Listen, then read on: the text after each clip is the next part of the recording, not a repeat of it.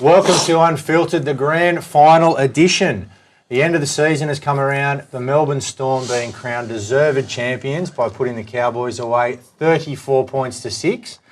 Boys, it was a pretty impressive performance. We sat here when the final series started, and it was just a matter of time till Melbourne got there and just got the job done. You know, I thought it was going to be a Roosters Melbourne because I thought Roosters had the team to actually, you know, get on that big stage and perform. But, you know, North Queensland did an unbelievable job and they tried their butts off. But, you know, Melbourne were unstoppable. They're absolutely clinical in everything they did in attack and defence. The way they worked for each other on and off the ball is unbelievable. And it was only a matter of time before they pulled that trigger and going to run away with the game. But Cowboys, you know, they fought the whole game. They made, what, 4 errors? 4 errors, and that was in the last 10 to 15 minutes, you know. So their completion rates they couldn't have done anything more. But, like, Melbourne's defence, I mean, like, we've watched it a couple of times now. It's just, you just couldn't do anything. I mean, like, they just move in this one direction. They just, like, big zigzagging all over the field. You can't get through them. You can't get around them. There's no way that North Queensland was going to put more than 12 points on them. And as you said, clinical performance, and I just don't think anyone, and we all said this, Melbourne 17 play their best versus anyone else, Melbourne's going to put some points on you. It's like bodies in motion. Each one knows their role in defence and attack. Unbelievable. So, you know, whatever Cooper's setting up for the left, the right side know what they're doing. Munster, his carries were unbelievable. Addo Carr, even his carries were unbelievable for a winger. He was running at back rows and never got put on his back once. You saw him score a couple of tries, even set up one. There was not one player in that team that had a bad game. And Cowboys, you know, like I said, they tried harder. They were unlucky to lose Fensom earlier, but no one would have beat that side. Do you think that really stuffed the rotation up with Fensom going off? For sure. Fensom going off, you put Cohen Hess on, Taumalolo's got to play more minutes, and there's more pressure on him. Fensom does all them little things that nobody likes to do. He does them all. Yeah. And Cohen Hess needed that back end of the back 20. He didn't need to come on with 34 minutes to go, you know what I mean? It sort of took the gas out of him, and he knew he had to play, you know, a good 65 minutes in a grand final against a team like Melbourne that just was relentless. So I think that just stuffed the rotation up, and you had to give that Jensen a lot more game time, and I don't think he was ready for it. I think he was about a 15 to 20 minute person.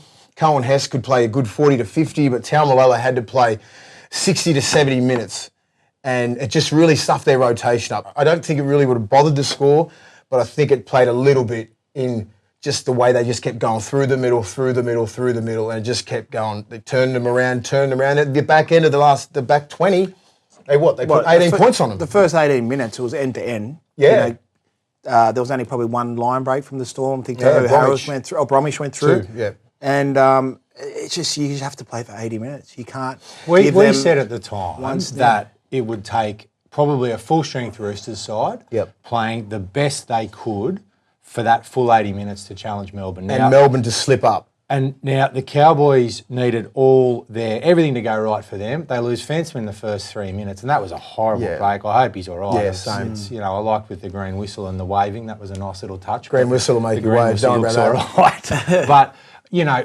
for them to come back from that, of course, they're on the field for 10 minutes. They know they've got to have a rotation. Imagine Matt Scott plays. And now he's got to play 50 or 60. So it was the right decision to keep him out. I don't think Melbourne had a dominant performance like they did in the GF throughout the whole semi-final period. They got it, you know, lucky against Parramatta. They come up against Brisbane. They probably played good for 60 minutes. The first 20 minutes, they kicked it dead a few times, and then the stars aligned and everything came together. There was no one who were going to go near that side. Yeah. And I think all of us, and I think the whole of Australia, whoever watched it, were just going, I hope they just slip up a little bit and get the Cowboys in there. I know I was thinking, please don't play your best, Melbourne, because I knew the end result. We were sitting there 4 weeks ago going, you know, I just wanted a full-strength Roosters side to get in there because I knew they had the strike power to push them for 80 minutes. And I knew that North Queensland did such a valiant job and they just deserve everything, but they were never going to beat Melbourne on their day. In terms of grand final performances, obviously the Bulldogs in 04 is the greatest win that the world's ever seen. But in terms of grand final performance, that was pretty impressive. Oh, it's the most complete 80-minute performance I've ever seen, by far. There's no one from any era that would have beat that side. They were just unbelievable from the first minute right through to the 80th. Maybe the Hunter Mariners in 97.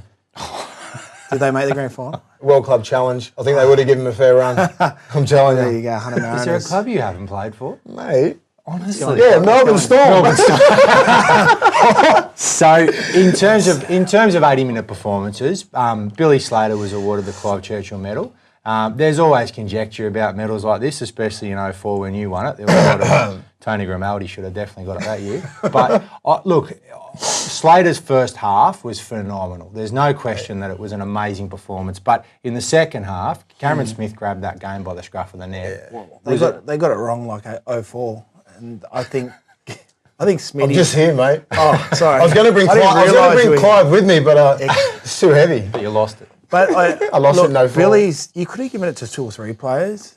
And Billy scored a few tries and he's just... Honestly, backed up everywhere. Look, I who think would you Cameron give it? Smith should have got the Clive Churchill, who was in absolutely everything.